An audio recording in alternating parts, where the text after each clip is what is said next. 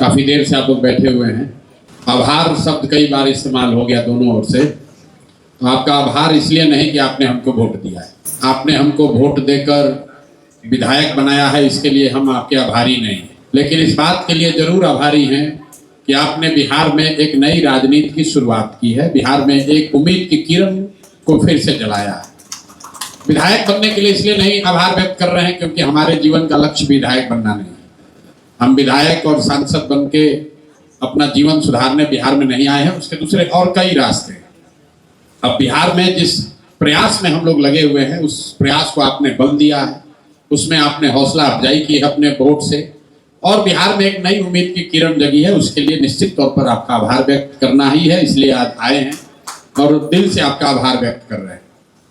समस्याएं आपने लिखवाई, आप देख रहे हैं यहाँ ज्यादातर लोग तो पढ़े लिखे सक्षम लोग हैं, फिर भी आप जो समस्या बता रहे हैं करीब करीब वही समस्या लोग स्लम में भी बता रहे हैं जो यहाँ पर पढ़ा लिखा सभ्य समाज बता रहा है।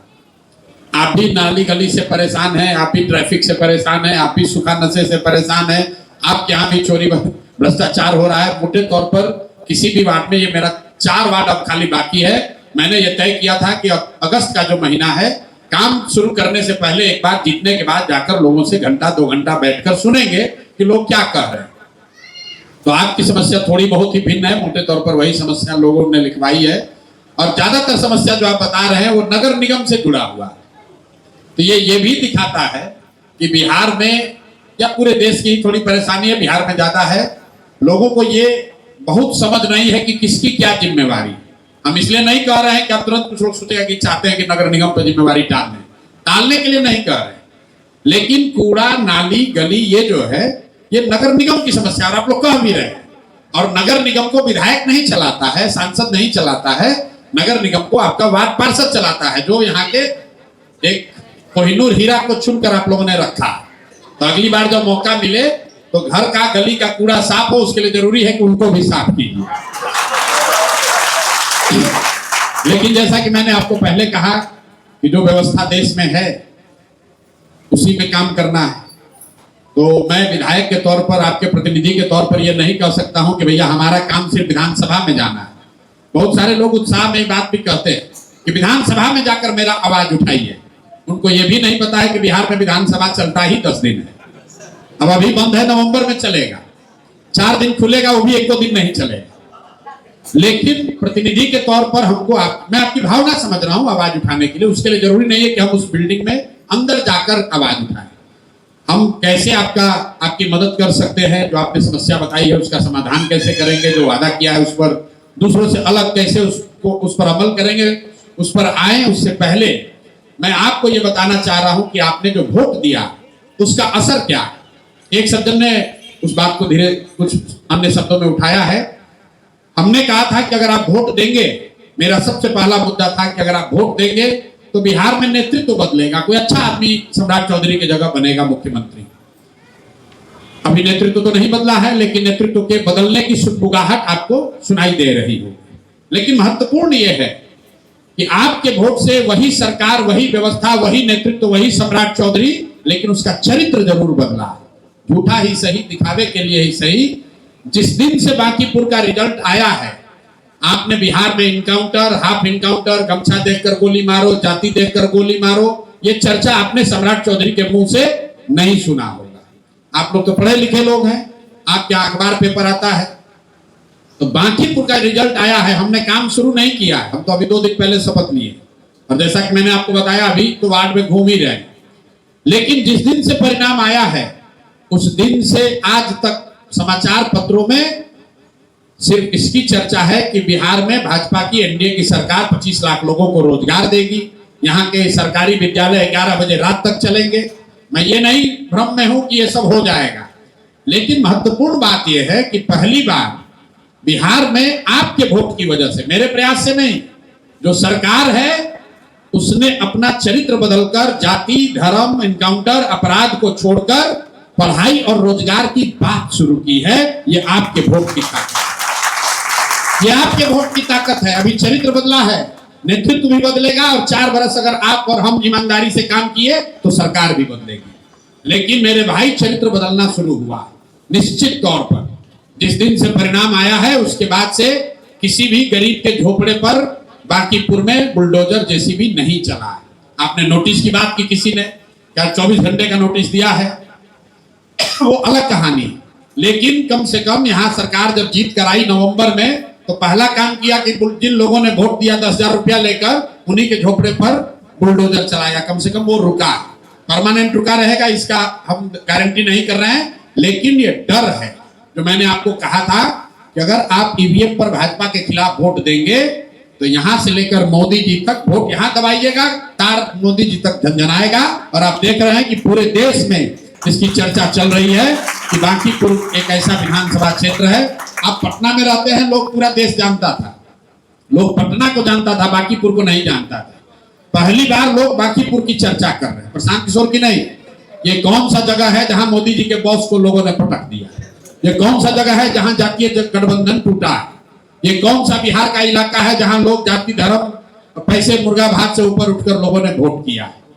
तो इसके लिए आपका आभार है, धन्यवाद है। इसका असर हो रहा है और आगे इसका उत्तरोत्तर और असर दिखेगा। अगर जिस भरोसे से आपने मुझे वोट दिया है, आपने अपना काम कर दिया, अब अगर उस भरोसे के मुताबिक मैं काम करूंगा तो आगे आपको बड़ा परिवर्तन दिखेगा। आपने जो समस्या लिखवाई है इस पर चर्चा करेंगे। अभी चूंकि मैंने आपको बताया करीब 20 बार हम ऑलरेडी घूम चुके हैं, तो कल ही हमने, आपने शायद कुछ लोगों ने समाचार में देखा होगा, डीजीपी के यहाँ हमने एक मीटिंग बुलवाई थी और वहां पर जितने यहाँ आला पदाधिकारी हैं, ADJ law and order, ADG traffic, traffic SP जितने हैं, उनके साथ हम लोगों ने कल एक बैठक की है। और बैठक का मुख्य बिंदु जो मैंने बताया, आपने सुना होगा, 3 है कि आने वाले 3 साल में पटना में ट्रैफिक की समस्या को एक व्यवस्थित तरीके से टेक्नोलॉजी के प्रयोग से कैसे इसको सुधारा जाए, इस पर एक कार्य योजना बने। दूसरा, हम लोगों ने तय किया कि पुलिस और सिविल सोसाइटी जहां भी देश में है, हम अपनी मदद से उसको ले आए ताकि सूखा नशा करने वाले जो रोड पर रहने वाले स्ट्रीट चिल्ड्रन हैं, उनके साथ मिलकर उसको थोड़ा कंट्रोल किया जा सके। और तीसरी बात, जो लोगों की यहाँ शिकायत है, जो ठेला वेंडर, रिक्शा वाला, टेम्पू वाला, जिससे पुलिस वाले वसूली करते हैं, आप में भी किसी ने यहाँ बात उठाई है, उस वसूली को रोकने के लिए कल पहली बार डीजीपी ने आश्वस्त किया है कि आप हमको एरिया वाइज लिख कर दीजिए, निश्चित तौर पर वो वसूली रुकेगी। अगर नहीं रुकेगी तो थाना पर जो भी थाना का इंचार्ज होगा उस पर कार्रवाई करेंगे। तो ये चर्चा शुरू हुई है, कल से नहीं सुधरेगा और कल से हमारे पास सुधारने का कोई मंत्र भी नहीं है। लेकिन जो मैंने आपको कहा था, पहली बार पटना में ट्रैफिक को लेकर और जो यहाँ स्ट्रक्चरल प्रॉब्लम है, चाहे बोरिंग रोड हो, ये जो फ्लाईओवर बनाने का तरीका है, पानी की बात है, जैसे आप अभी गंगा नमामि गंगे वाली बात बता रहे थे, जो जहां मिला वो उसे ही कर दिया। आपको जानकर आश्चर्य होगा कि उस मीटिंग में डीजीपी ने बताया कि हमारे पास रोड सेफ्टी का 1000 करोड़ रुपया पड़ा हुआ है जिसका उपयोग नहीं हो रहा है। ये पैसा कहां से आया है? जो आपको पुलिस वाला चार्ज करता है ट्रैफिक वायलेशन में, वो उसी सुप्रीम कोर्ट के आदेश से 1000 करोड़ का रोड सेफ्टी फंड पटना में है। सरकार को पता नहीं है, पुलिस वाले महात्मा में भी कह रहे हैं कि हाँ है, तो इसका इस्तेमाल तो किया जा सकता है। उसी पैसे के इस्तेमाल से इस चीज को हम लोगों ने कल बनाने का प्लान किया है। देखिए अगले 2-3 महीनों में इसमें हम, कल चीफ सेक्रेटरी से बात हो रही है, इंटर डिपार्टमेंटल मीटिंग बुलाइए, क्योंकि इसमें ट्रांसपोर्ट डिपार्टमेंट भी है, पुलिस भी है और भी कई विभाग है, जिनको मिलाकर एक कार्य योजना बने कि आने वाले 2-3 साल में पटना के ट्रैफिक की स्थिति को बेहतर किया जा सके। सूखा नशा पर भी आपको काम होता हुआ दिखेगा। और जो मैं आपको बता रहा हूं कि जो वेंडर्स हैं, एक ये तो हो नहीं सकता है कि पुलिस वाला पैसा न ले उससे, लेकिन कोशिश होगी कि जो ऑर्गेनाइज्ड एरिया है, जहां पर पुलिस वाला, थाना वाला पैसा लेकर ठेला वेंडर को लगवा देता है, सब्जी बेचवा रहा है, गलत काम करवा रहा है, तो उस पर रोक लगाने के लिए वार्ड वाइज एक रिपोर्ट हम लोग डीजीपी को दे रहे हैं। मैं सिर्फ ये आपको उदाहरण दे रहा हूं, कल ये मेरा काम का पहला दिन था। तो ऐसे हम लोग हर डिपार्टमेंट के साथ बैठकर काम करेंगे, सुधार होगा। तो सुधार के लिए 2047 तक मोदी जी के विजन के लिए वेट नहीं करना पड़ेगा। अगले 3 महीने में आपको कुछ न कुछ सुधार दिखना शुरू होगा। जो समस्याएं आपने लिख कर दी हैं, कुछ 2, 4, 5, 10 दिन में एड्रेस होगा, कुछ शायद 1-2 महीना लग जाए, किसी में 6 महीना भी लग सकता है। लेकिन आपका अधिकार है, आप हमारे यहाँ या हमारे कार्यालय में, जो लड़के बोल रहे थे वो हमारे कार्यालय में 24 घंटा उपलब्ध हैं। आप उनसे जवाब पूछ सकते हैं कि भैया आपसे बात हुई थी, उस दिन प्रशांत जी आए थे, आप पर उस पर काम क्या हुआ। इसके अलावा हमने जो आपको 3 वादा किया था, पहला वादा किया था कि विधायक के तौर पर, प्रतिनिधि के तौर पर आप ये निश्चिंत हो जाइए कि हमसे जुड़े हुए किसी मामले में एक पैसे का भी चोरी, भ्रष्टाचार, कमीशनखोरी नहीं होगी। तो ये आपको कैसे पता चलेगा कि चोरी बंद हो गई? तो चोरी बंद होने के लिए हमने जो अभी अपने लिए मापदंड तय किया है कि आप संभ्रांत लोग हैं, लेकिन बांकीपुर में जो सबसे गरीब लोग रहते हैं वहां सबसे बड़ी समस्या है राशन की और 1100 रुपया पेंशन की। तो हम लोगों ने तय किया है और मैंने जाकर वार्ड वाइज आश्वस्त किया है लोगों को कि बांकीपुर में अगले 3 महीने में छठ आते आते कोई ऐसा परिवार नहीं होगा जिसकी पात्रता है और उसको राशन कार्ड न मिले या राशन कार्ड बनाने के लिए 4 से 5 हजार रुपया घूस देना पड़े। किसी को एक पैसा घूस नहीं देना पड़ेगा, सबको राशन कार्ड निश्चित मिल जाएगा। दूसरा जो मैंने लक्ष्य रखा है और जिसको मैंने रिपीट किया है कि बांकीपुर बिहार का पहला ऐसा विधानसभा होगा जहां राशन कार्ड पर पूरा 5 किलो अनाज मिलेगा। अभी विधायक एमपी जो चोरी करते हैं उसकी वजह से 3.5 किलो या 4 किलो अनाज ही मिलता है। तो एक चीज, आप शायद राशन लेने वाले नहीं हैं, लेकिन अगर आपके घर में, आपके इलाके में जो लोग भी राशन कार्ड से, क्योंकि आपको जानना चाहिए, अगर कई लोग लगता है हमको इससे क्या मतलब, मेरे भाई सरकार आपके टैक्स का 1 लाख करोड़ रुपया इस योजना पर खर्च करती है। केंद्र सरकार 1 लाख करोड़ रुपया आपके टैक्स का पैसा खर्च करती है ताकि गरीब के घर में चूल्हा जलता रहे, कोई भूखे न मरे, और उसमें से 20% पैसा सीधे विधायक और एमपी सब कमीशन ले लेता है। तो मैंने लक्ष्य रखा है कि अगले 3 महीने में हर हालत में जो सबसे गरीब लोग हैं बांकीपुर में, बहुत बड़ी संख्या है, जिनको राशन कार्ड बनाने के लिए 1 रुपया न लगे और जिनके पास राशन कार्ड है उनको 4 किलो नहीं 5 किलो अनाज मिले। ये परिवर्तन आपको दिखेगा। दूसरा बात जो हम लोगों ने तय किया है कि 60 वर्ष से ज्यादा उम्र के जो लोग गरीब लोग हैं, बिहार सरकार की योजना है, पहले 400 रुपया देते थे, अभी उनको तय किया गया है 1100 रुपया देने का। वो पैसा नहीं मिल रहा है, या जिसका बनाता है उससे पैसा लेता है, 5,000-7,000 रुपये घूस लेता है। तो दूसरा लक्ष्य जो मैंने अपने लिए तय किया है कि हर गरीब के घर में जिसके यहाँ भी 60 साल से ज्यादा उम्र के लोग हैं, उनको हर हालत में प्रति माह बिना किसी हैसल के, बिना किसी घूस के 1100 रुपया जो उनका हक है वो पेंशन उनको मिलने लगेगा। तो ये 2 चीज आपको सीधा दिखेगा। नली गली में जो चोरी है वो ज्यादा नगर निगम की चोरी है, तो सीधे हमसे नहीं जुड़ा है, लेकिन उसमें भी चोरी रुकेगी। जो पदाधिकारी हैं यहाँ पर, उन लोगों की बैठक बुलाई जा रही है, उसमें आपको सुधार दिखेगा। एक तो मेरा बड़ा महत्वाकांक्षी जो मेरा प्रयास है, मैंने ये कहा है कि पढ़ाई जरूर हो जाएगा, रोजगार जरूर हो जाएगा। पढ़ाई को लेकर हमने 3 स्टेप प्रोग्राम जो बनाया है। पहला, हमने जो अभी जीतने के बाद सर्वे किया तो ये पाया कि बांकीपुर में 62% परिवार, करीब करीब 60 से 62% परिवार ऐसे हैं जिनके बच्चे प्राइवेट स्कूल में पढ़ते हैं। और मध्यम वर्गीय अच्छे परिवार के लोगों की भी ये शिकायत है कि स्कूल के मालिक लोग भी बैठे हैं कि स्कूल वाले पैसा बहुत ले रहे हैं। कुछ लोगों ने डोनेशन लेने की शिकायत की, लेकिन सबसे बड़ी शिकायत है कि हर साल वार्षिक डेवलपमेंट फीस के नाम पर जो स्कूल वाले 10,000, 15,000, 20-20 हजार रुपए तक ले रहे हैं, उसको लेकर लोग बहुत परेशान हैं। तो ये हमने तय किया है अपने लिए कि नवंबर-दिसंबर आते आते बांकीपुर क्षेत्र में जितने भी प्राइवेट विद्यालय हैं उनके साथ बैठकर यह सुनिश्चित किया जाएगा कि अगले सत्र में, मतलब जनवरी से जो सत्र शुरू हो रहा है या मार्च से, आपके बच्चे जो प्राइवेट स्कूल में पढ़ रहे हैं हर हालत में उनका स्कूल फीस और डेवलपमेंट फीस इस साल के मुकाबले कम कर दिया जाएगा। यह सुनिश्चित कराना मेरा काम है। उसके लिए चाहे जो करना पड़े, आपके बच्चों का फीस और स्कूल डेवलपमेंट एनुअल फीस जो लगता है, डोनेशन जो लोग ले रहे हैं, वो निश्चित तौर पर वो सस्ता हो जाएगा। अगले साल से अपने बच्चों को पढ़ाना आपको बांकीपुर के प्राइवेट स्कूल में आज के मुकाबले सस्ता होगा। इसके अलावा 40% ऐसे लोग, परिवार हैं जिनके बच्चे सरकारी विद्यालय में पढ़ते हैं। तो सरकारी विद्यालयों को लेकर मैंने ये वादा किया था कि आने वाले 1 साल में, मतलब अगले साल दशहरा तक, मोटे तौर पे अगले साल दशहरा तक बांकीपुर में जितने सरकारी विद्यालय हैं उनका असेसमेंट करके उनमें गुणात्मक सुधार अगर नहीं हुआ तो हमारी जिम्मेवारी है, जिनके भी बच्चे सरकारी स्कूल में पढ़ रहे हैं वो परिवार अपने बच्चों का एडमिशन प्राइवेट स्कूल में करा पाएंगे। उसके फीस की चिंता प्रशांत किशोर पर छोड़ दीजिए, अपने प्रतिनिधि पर छोड़ दीजिए।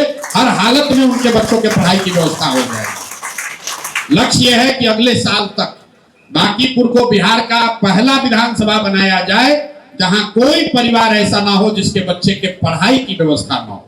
ये निश्चित तौर पर अगले साल तक हम लोग अचीव कर लेंगे। एक बात, अभी बच्चा जी ने कहा कि जितना उम्मीद था उतना आपने वोट नहीं दिया। मैं ऐसा नहीं मानता हूं। मुझे ऐसा लगता है कि मुझे जितनी उम्मीद थी उससे ज्यादा आपने वोट दिया। इसलिए क्योंकि मैंने आपके लिए कोई काम नहीं किया, मैंने बांकीपुर में कोई प्रयास नहीं किया है, और आप में से ज्यादातर लोग हमको व्यक्तिगत तौर पर नहीं जानते। सब लोग मोबाइल पर ही देखा है, भाषण सुना है, और एक विश्वास के आधार पर आपने वोट दे दिया।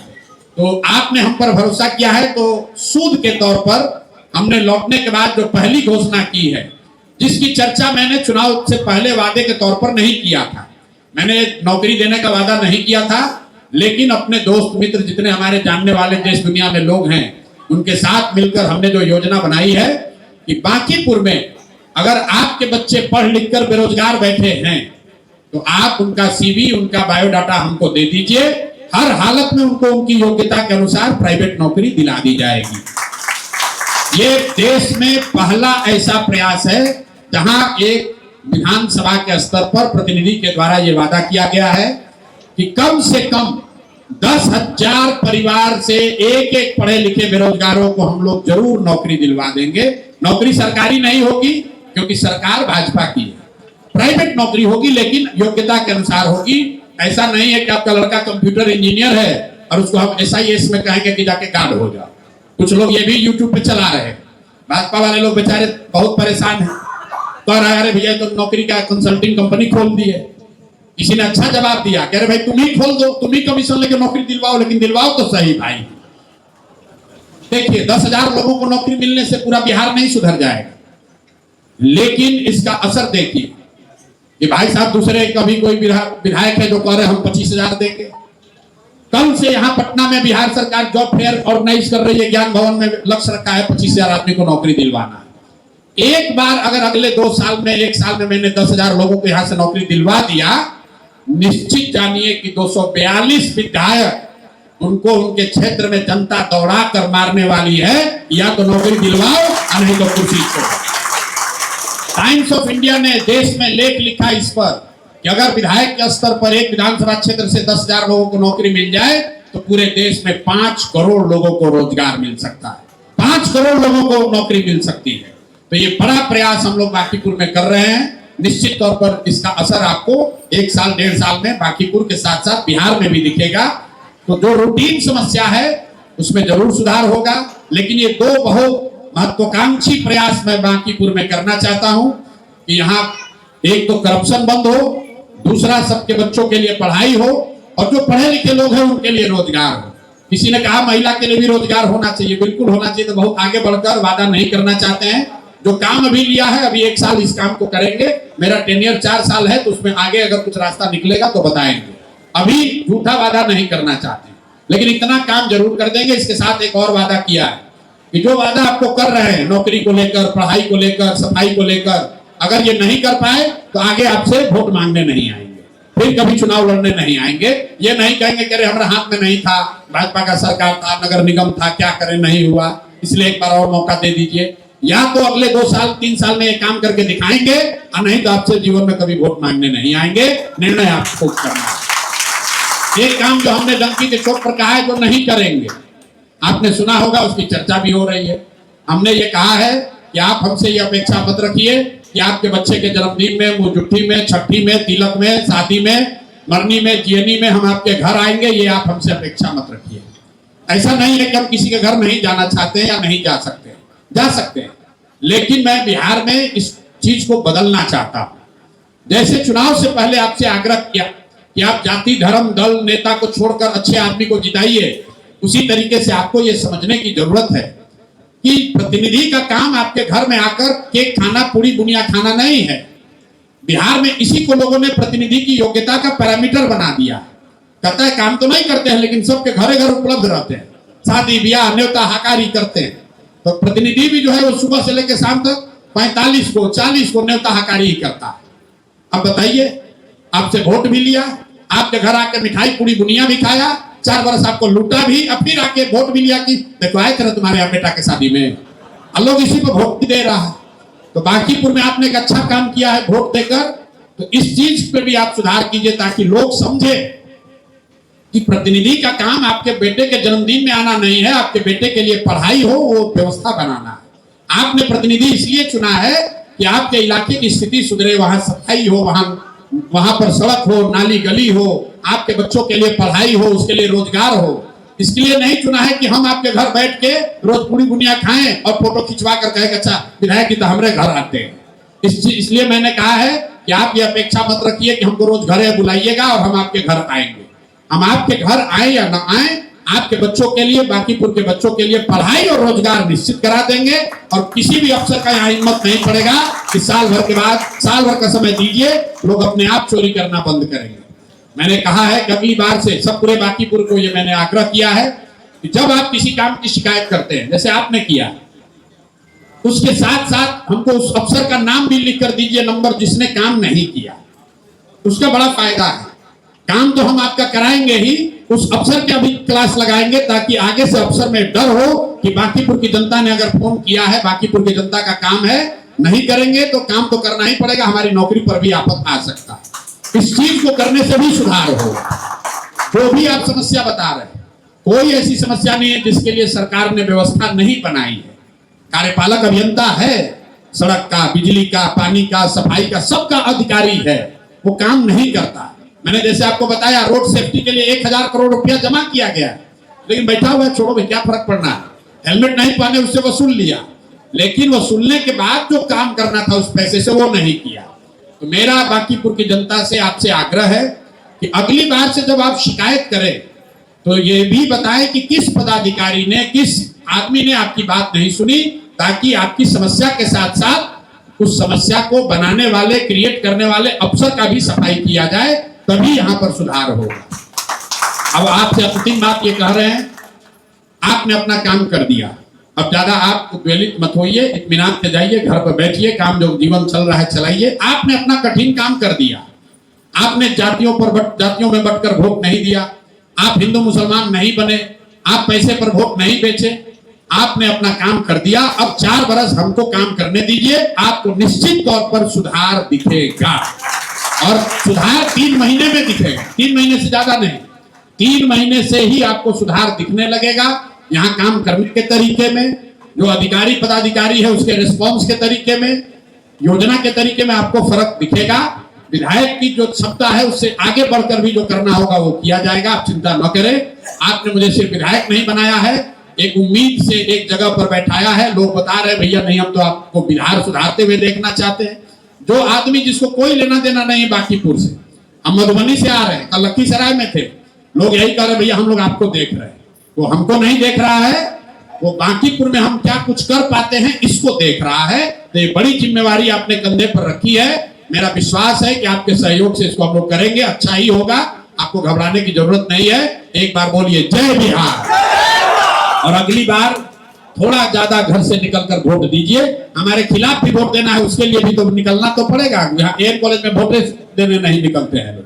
अब 18 को 20 को बूथ है, 25% वोटिंग हुआ, तो वोट देने जरूर निकलिए, तभी सुधार होगा। बहुत बहुत धन्यवाद।